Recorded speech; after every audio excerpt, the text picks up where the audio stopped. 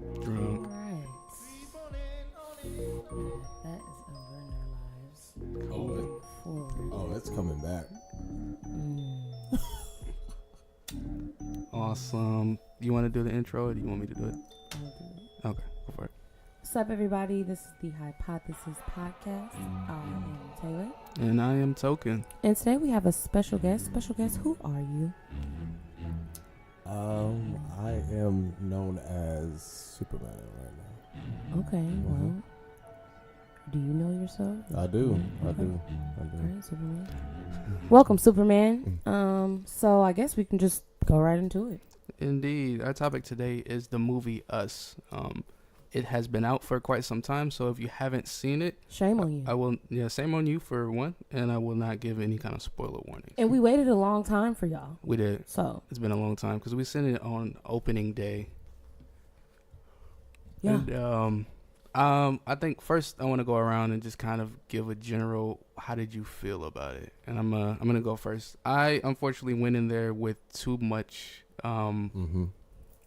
what's the word? Expectations, comparing it to, Get Out. And it was not a Get Out type movie at all. And I think I like it so much more if I don't think as hard about comparing it to Get Out as I did. I think it works in a lot of ways. I think the cinematography was fantastic. Sound design was great. I think the acting was phenomenal. Of course, the story itself and how the narrative plays out is a sticking point that I'm still struggling with. Yeah, so I'd say I went in with the expectation that, well, first of all, I hoped that it would be nothing like Get Out so that people would not compare it to Get Out, so that I wouldn't compare it to Get Out. But obviously, I still compared it to Get Out. When I first came in, I was looking for a lot of symbolism in the movie about stuff, like some deeper stuff. And I don't think there was as much because this was supposed to be a horror film. I feel like Get Out was a thriller. Mm-hmm. This is a horror. And oftentimes, horror films don't really have cohesive stories. Mm-hmm. But they have a horror that you can relate to, that you can feel, and that also keeps you like on the edge of your seat. And I think that Get Out had, Us had that. And I just say that I enjoyed it. The ending was not what I wanted. I didn't want that ending, but overall it's pretty decent. All right. I'm probably the black sheep in the black community when it comes to the movie Us. I didn't really like it. I thought that the concept is amazing and it's intriguing and all of that, but I don't think it was executed as far as, it left everybody hanging. And, there wasn't like the main point of the movie that what people came to see, they didn't really explain that in detail. It's like, well, okay, well, really, how did this happen? Why did this happen? Why, what was Lupita's name, her character? Adelaide? Adelaide, yeah. Adelaide and Red, why was it them two? I mean, how come at any point, once she got free from those handcuffs, didn't she just be like, all right, well, I've only been down here 4 months. Like, let me just go up and get my life back. And I do think that Jordan Peele is going to, at some point, make more movies. And I think he may have, like, the most masterful just connection between everything, kind of like how, like Split, Glass, and Unbreakable. I think that's going to happen. I do, but it may not, and if it doesn't, then that's how I feel about Us. But I think he is leading breadcrumbs to make some grand reveal in another movie, maybe 7 years down the line or something. So, you're actually not. You're among a big group of people. Big group of black people that didn't. Okay. I was surprised to see as many people saying that they didn't like it. But I think what we were coming really to see, what Jordan wanted us to see, because when he's thinking about his movies and who he's appealing to and what awards he's going for, he wanted us to see the acting. He wanted us to see black leads in a black produced horror film play beautifully and not die in the first 5 minutes. Right. Instead, it's on the other foot. You got the whole white family that just dies without much reason, not much of a presence, like as far as script wise, and you see these black people prevailing through something that you never think you would. And so I think that's what he's getting at with this movie. And I think it was a lot about the cinematography and the direction, because it was just a really well directed film. I think that the acting was beautiful. I think the scene transitions and like the setting transitions were well. And ultimately I really enjoyed seeing that black family work as a unit and kind of think and shift and change and adapt to their situation as it's happening. Yeah. So, a couple things. I'm gonna agree with what you just said. Just because Jordan Peele said something very similar, the idea that he wouldn't cast a white person as the main character in his movies. He just said he's seen those kind of movies already, and so he's more interested in kind of expanding what it means to be a main character in a horror movie. But since we're into kind of analyzing the movie a bit, yeah, there are way too many open questions about what happened, and it's a bit of a distraction from a lot of the good points of the movie. It doesn't make any sense. It doesn't make any sense. Why the real Lupita stayed so long underground? Right. What particular happened in the world that made her feel like, okay, this is the point that I go up there. I'm gonna wait 20 or 30 years before I get out of the basement, out of these tunnels to exact my revenge. Right. And how did they get out? Because there's an escalator, but it only goes down. So I'm wondering how they got out. Well, sorry, but I think sometimes some of the people are coming out through the sewers, and maybe they, I mean, it said that that tunnel system, it leads to a bunch of different ways, and I do remember in the film that some people were coming out through the sewers, but yeah, that is a good question. But then it opens up. Did they not know those things existed beforehand? I don't think the rest of the tethered knew, but Lupita did. Right. And it's like, you could have came out at any time, And it just took them 30 years to realize that she was right about getting out. Oh, man, that's the connection. They have to get out. No. Listen. No. Okay. I'm trying to draw straws here. I don't know what the connection to get out is. I think obviously, if you look at the people. Okay, so Get Out is about two minds occupying the same body. Right. Us is about two bodies occupying one mind. Right. And I don't know. I feel like Us chronologically is after Get Out, and maybe I don't know necessarily with the whole experimenting with that surgery that they did in Get Out, but maybe that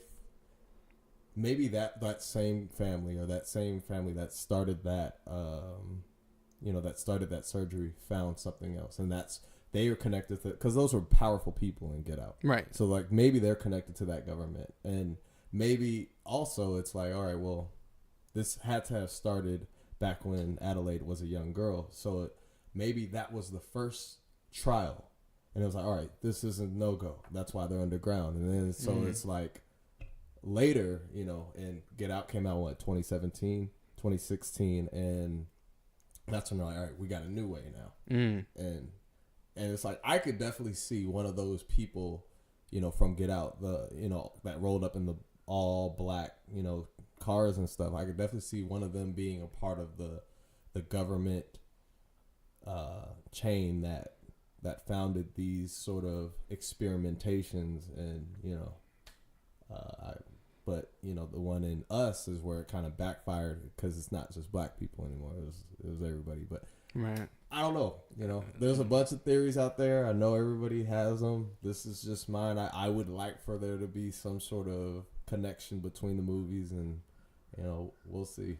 I don't know. I think so if there's a connection, let's say he does make that third movie that kind of wraps it up in a glass split kind of way, but doesn't explain anything from Us. Fuck him. Yeah.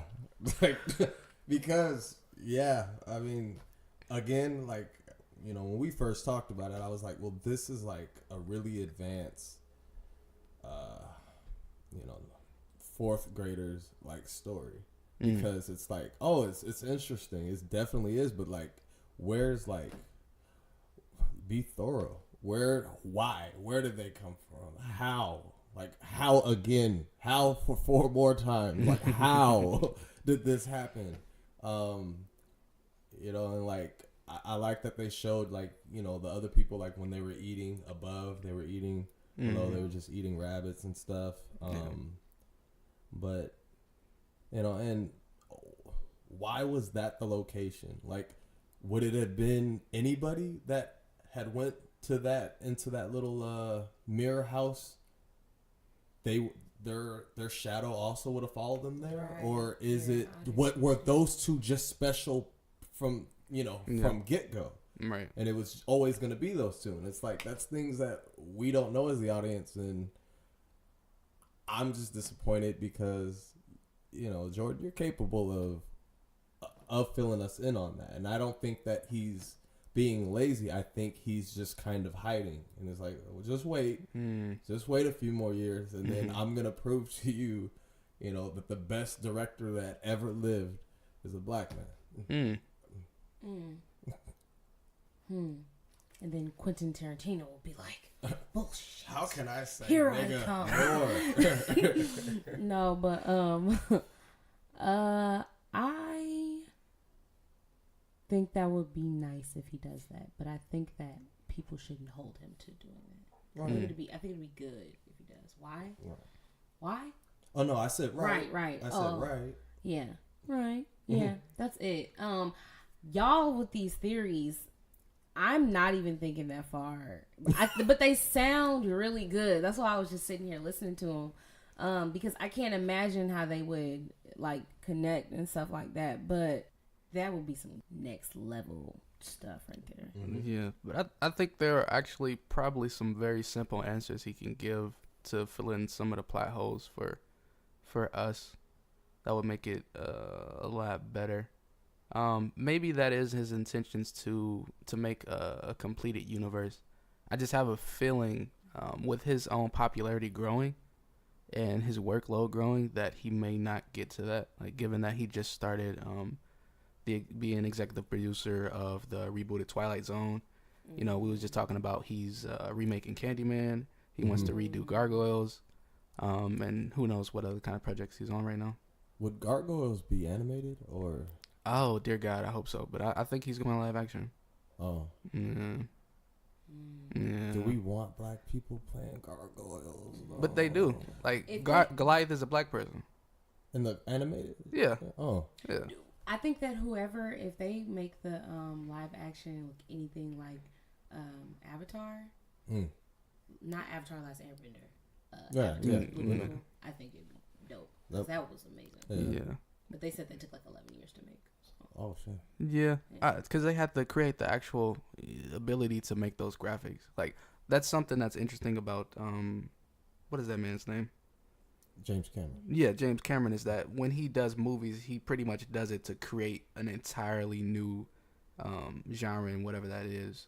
Whether that's, Titanic, he created a submarine so he can go down into the deepest depths of the water. And I can't remember if he still holds the record for going the deepest. But he does that for, I think, a lot of his movies. For Avatar, like I said, he wanted to create the program to make, the graphics that good, to make the CGI that seamless. And that's probably why it took as long as it did. But Disney, because Disney owns Gargoyles, so Disney has the money to make it look good if they're going to do live action. Yeah. I don't know. I think James Cameron, Jordan Peele. Who is the director of The Shining? Stanley Kubrick. Stanley Kubrick. Yeah. Yeah. When you're a director, you're an artist. Yeah. And I think if I'm right, and it's okay if I'm not about them connecting those universes, but you're gonna find a way to. This has been on his. That is, that's your passion, right? So it's like he'll find a way, regardless of, him taking on other projects and stuff. Yeah. And part of me wants to believe he did the Twilight reboot so he can test some ideas. What is that? I've heard you say that before. The Twilight Zone? Oh, the Twilight Zone. Okay. Yeah, I should not say Twilight. Yeah. Vampires. He's redoing the vampires just with black people. Okay. Ooh. First of all, that would be so saucy. Would it be? Do we want to see a Twilight film series with just all black people? Why not? I think they ruined vampires for me, and I don't like vampires anymore. I think they actually really did something good for vampires with me. Like, they made them so much more universal. They made them do things shiny. Yeah, but it wasn't like a bling. It was like a granite. I only shine if sun sparks on me at a certain angle. Okay. Deconstructing it. What? Go ahead before I deconstruct the Twilight series. Well, nothing. No. Well, you know what? I will only offer rebuttals. I like that. Like they made the certain characters, turn into certain monsters based off of like their nationality, or they did that with the werewolves. I thought that was cool, or like that they were shapeshifters, and I guess anybody could be a vampire. Yeah, anybody could. Yeah. So, but like I like that about I was like, the Native Americans had like they had to become this because no, they were probably already werewolves. Yeah, they already knew how to get in touch with the ancestors and their powers or whatever, and just kind of create that kind of, I don't know if it's a self-defense thing, but they made a squad. Yeah, but they had a squad that would patrol and make sure that their land was vampire free. And then the Cullens actually they actually had a treaty, or they end up signing like an agreement where the Cullens would keep vampires off of what was their tribe? I forgot the tribe territory. Or they could only do killings in certain areas, and I just thought that was pretty hard. Got a code to live by. It's like the mob, it's like the mafia. It's like we got codes. It's gangs. It's our territory. This is what we do. But I thought it was good. I thought it was mostly good because the fashion was impeccable in the movie. First of all, and the house and the scenery, it was just really nice. And I would love to see black people in those spaces, because you know how dope we would look as vampires. Come on now. Blade. We would automatically have to be werewolves just because we'd be that damn saucy. Like, we'd be carrying too much heat. Yeah, anyway. We would probably be more werewolves than we would be vampires. But I think what you said kind of feeds into how I feel about the Twilight series. Vampires are classes. Like, their entire existence is aristocratic, is nobility. The idea that they shine with this kind of, like, almost heavenly glow, that their factions don't like what they consider the underclass, the Native Americans, the people who don't value all these physical and material things, and even the humans who aren't, I guess I would say, aren't lower than necessarily the werewolves, but they provide this kind of serfdom, and it's fascinating to see. But this wasn't supposed to be about Twilight. Right. How did we get to Twilight? We started talking about Twilight. You said Twilight instead of the Twilight Zone. You really wanted to talk about it. You've been saying Twilight for like the past all weekend. Okay, fine. That was my mistake. Twilight Zone. Jordan Peele. I don't know how much he's going to be writing on the Twilight Zone, but I definitely think that's a creative playground for him now. And he can see, do I want to connect these, and if I do, how will I connect them? Yeah. That'd be nice. One of the things I didn't like about Us was I think his name's Winston Duke. His dad's character just like and you know, obviously that's directing. That's not him. He's doing what he's told, but I'm like, I thought that a dad would have had way more adrenaline and just like instincts kick in to protect my family. Like, fuck this knee. You know, like that was bullshit to me. Oh, that's interesting. So, okay, my sister, shout out to Kay. She said that she's gonna be pressed that she isn't on this podcast. She's But she said mad. the same thing about Winston. She couldn't stand him, and then I watched the Breakfast Club podcast, and they couldn't stand him. Yeah. I guess I had to, when I heard his voice, I knew what he was representing, and I'm like, oh, this is his gonna be his attitude towards things. He is the preppy black kid. He is not muscle. He is not a protector. He is above all. He's oblivious to that idea of what you already don't fit the norm of what a black man is, so you're completely outside of it. And so though that was what he represented for me, so I following it wasn't like he was making me mad. It was kind of like, oh, I expected you to do this. Like, I expected this to happen, especially because Lupita was so extremely protective and so extremely observant. He didn't have to be, and so then he wasn't. And I think that's all intentional. I think it's both with written into the character as well as directions. He talked about it a little bit in the interview. Yeah. But the idea of him in that character, and I forget his name in the movie. The double was Abraham. I know Gabe. Gabe was his name. Yeah. So Gabe was supposed to represent, like Taylor said, affluence and the lack of perception. The idea of him having the Howard T-shirt, which is essentially Harvard for black people. And I think it's funny because after the movie came out, Howard tweeted out, "Go Bison." Tweeting out Jordan Peele and the idea that they thought the movie was trying to promote Howard.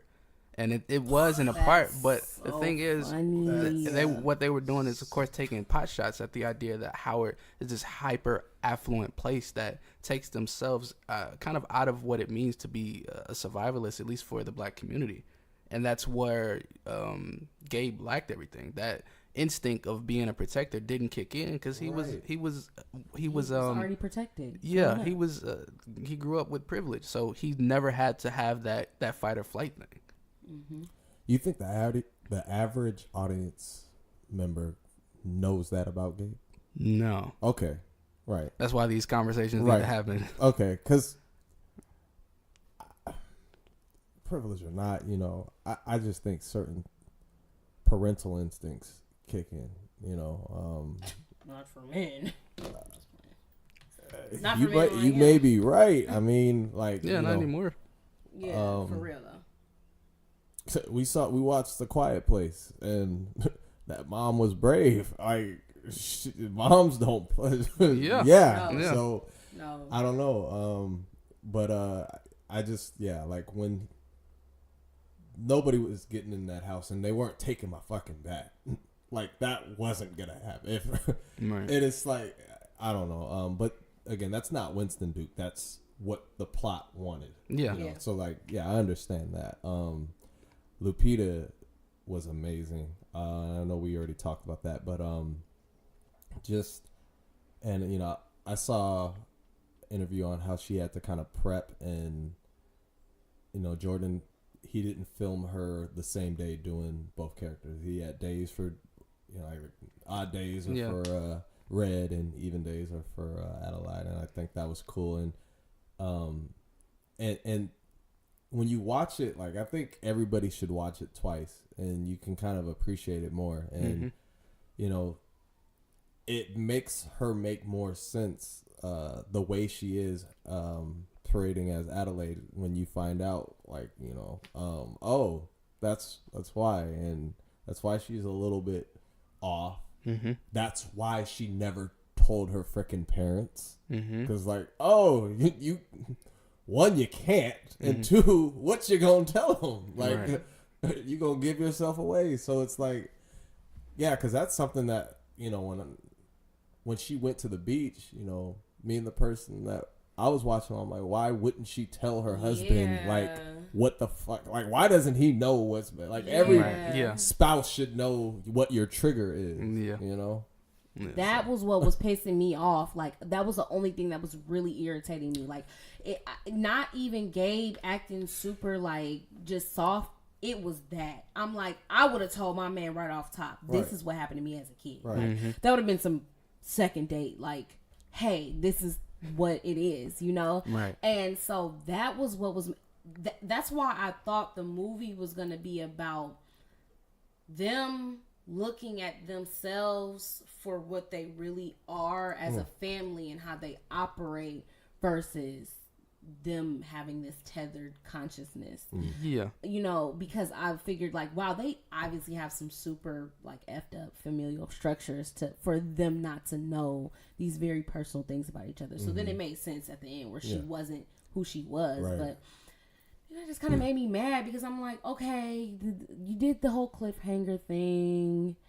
Yeah. But now I have all these questions about why the hell that girl didn't just run up the stairs, you know, like eventually and try to find her way back to her family and her life. Yeah. And it also made me wonder, like, that means your daughter really legitimately didn't say any words at all and like for a while. Yeah. For a while. It had to be for a couple years at least. And that should have been looked at a little bit more, but I guess I know they had the little talk where they were like in therapy, but man, thinking about that scientifically, she probably would have never learned how to talk like a regular person. I remember watching this documentary in a sociology class where they had this girl who grew up in a closet and they fed her under the door for years, and she didn't know how to speak. And even though she went through, after they, you know, rescued her and was able to help her out, you know, 10, 20 years later, she still couldn't speak very well. She still spoke almost like she was 5 or 6, like in you know, broken sentences and stuff like that. So there are a lot of issues, you know, with what was happening there. But I wanted to touch on, I thought it was interesting and appropriate that Jordan Peele chose different days for different characters when it came to Lupita. Because given that an actor has to be... No, it was the whole cast. Yeah, that's even better. That makes even more sense. Because in order for an actor to act, they have to take on a whole personality, right? Mm-hmm. And to have to bounce between, you know, somebody who's hyper traumatized and somebody who's affluent would be not only difficult, it'd be dangerous, because we know a lot of characters who end up kind of messing up an actor. Well, Heath Ledger, when what's her name, Halle Berry did Gothica, that messed her up as well. Really? And it's like, and it's like when you get into these, even though that's fictional, when you get into these really traumatized characters, that has an effect on your psyche. So I think that was a great idea, not just for the acting purposes, but just for their psychological purposes as well. Mm-hmm. I appreciate Jordan Peele. Yeah. Even though he's married to a white lady. Oh. Stab. They're gonna all hear that gasp. I keep forgetting about it. It's okay. But could he be married to a sister? I don't think so. Right. No, he has let's bring up that issue throughout all of everything he does. He does not really know how to really approach and have a relationship with black women, and so it really shows in his movies too. Like at the beginning of Us, how for no reason the family, like Lupita's mother and father, were just uncohesive. Yeah, for no reason. They were just at odds, and it was like unreasonable. Like the black woman was like, there was at one point where the black woman seemed like she was being extremely unreasonable, and it started off as that. And then they showed that, like, the black man had, like, a drinking problem. But I felt like it could have been interpreted that, like, oh, he has a drinking problem because he's unhappy with his wife, because his wife is, like, super anal. And then in Get Out, there was, like, the two black women were in roles where it was kind of detrimental to the black men's characters. Like, one, the lady who was the grandmother, she wrecked the car to try to kill them both. Okay. And then two, Maxine Shaw, attorney at law, was a police officer, and she was just not taking him seriously. And then obviously us. So I think that he wants to have a relationship with black women. He wants to kind of explore that a little bit more, but he doesn't know how to do that because he doesn't have a black mom and he doesn't have a black wife. Do you remember what I texted you after I first saw it? I said, her dad is not an idiot. This movie doesn't happen. Yeah. That's it. Yeah. So I was more with. You're right. I thought the mom was more reasonable. I thought the dad fucked up.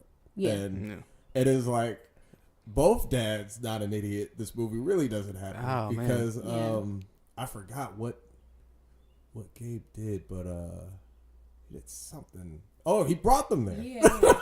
Yeah. And she said she wanted to leave. Yeah. So I'm like, and nobody wanted to go. Don't. Yeah. Nobody wanted to go. But you know, I thought that was funny. Like her dad was the biggest screw up ever. And I liked how and see, this is why like Jordan Peele's too clever for this to just be the movie, in my opinion. Like after, and again, watching it a second time, you're able to notice more things. Probably if you go back for a third, it's the same. But I remember telling you, I was like, you know who she looks like? You know who Red looks like? Michael Jackson.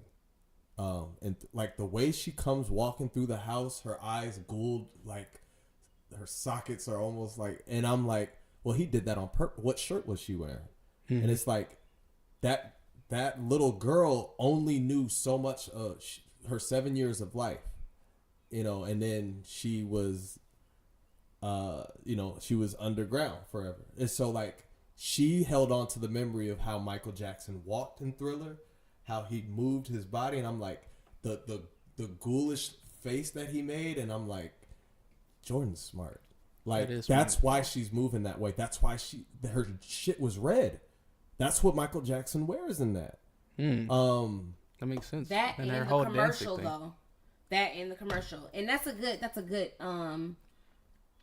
good thing you brought up, because I felt like that I thought about, like I had a fleeting thought, like, this looks familiar.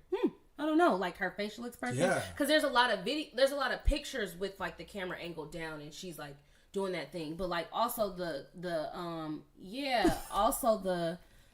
commercial that opened up the movie. Oh, Hands of America. Yeah. And like, so she's influenced by everything of those 7 years of life. And he leaves enough breadcrumbs for you to kind of see that.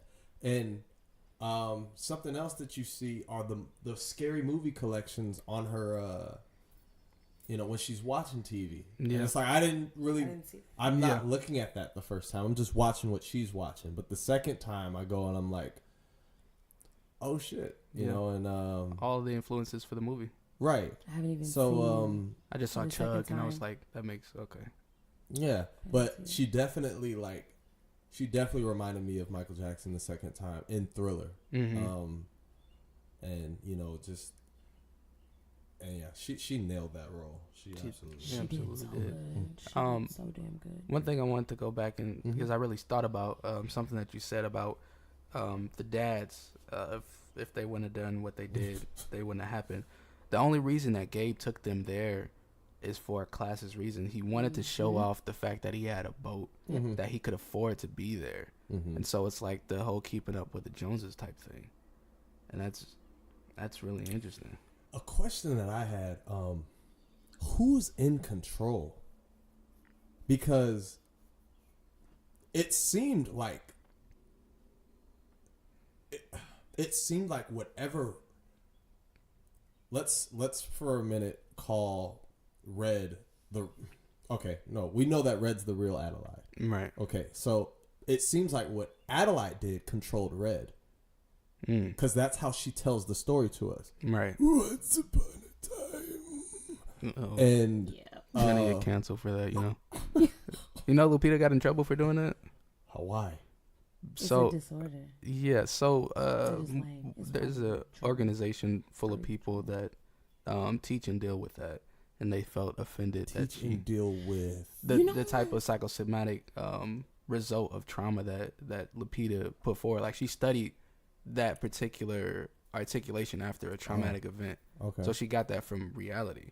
So people, I guess, who have dealt with it and organizations who deal with that, it's like that is a poor representation of these type of people. But Anyway. you know what's crazy about that? Right after I seen Us, I seen this little clip from a documentary of a little black boy that suffers from this traumatic condition where he can't really talk well because he's faced trauma. I don't think they've uncovered that in his school yet. But he suffers from this, and I thought, like, wow, these algorithms may have something to do with this article that I read about the group saying this thing, but now people are probably paying more attention to this disorder and this trauma because Lupita put it on such a big screen. But that's all I have to say. Yeah. But what was your thought, real quick? I was just saying that yeah, oh no, dear yeah. God. I mean, that was a long segue. So I know that I was saying that she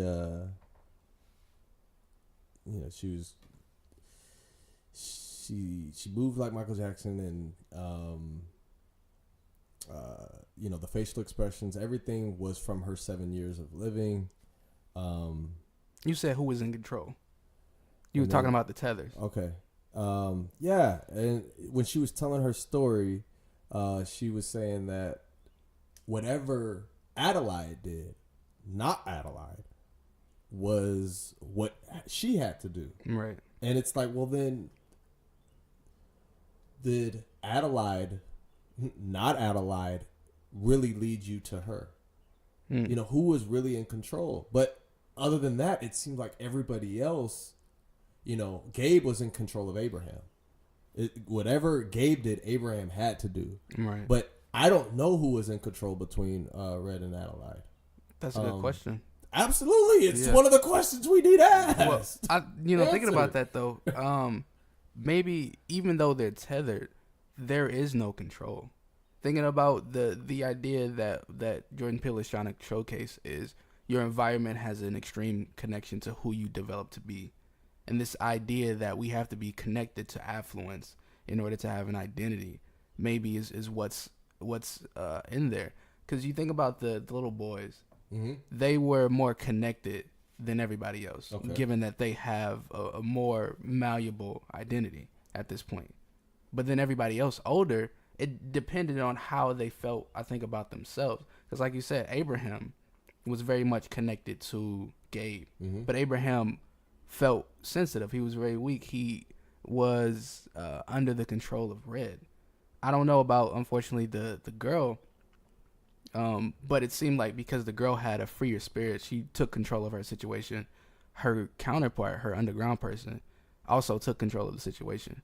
Same thing for Red and Adelaide. Right. Initially, they were one of them controlled the other because they were still kids. But once they got older and mature and found their own identity, they both broke away from that. Yeah, and I was just about to say, I think that's one of the biggest things in the movie is just to show, like, hey, we do have a conscience and we are not just your shadow. We actually are people. We do make our own decisions. Right. We are our own unit. They're Americans. Yeah. Yeah. Yeah. But there's a lot of stuff that we want to really pull apart. But coming here close to the end. Anyhow, this has been the Hypothesis Podcast. This has been Token. And again, it's Taylor. Superman. Until next time. Superman. Oh. No.